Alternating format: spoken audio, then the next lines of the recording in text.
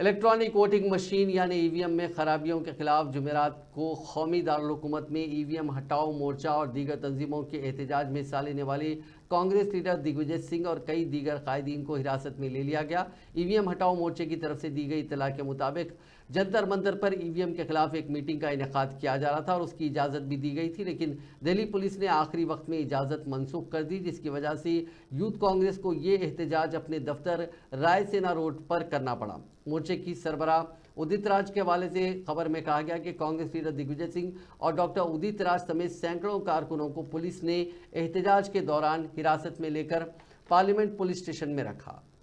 जिंदाबाद जिंदाबाद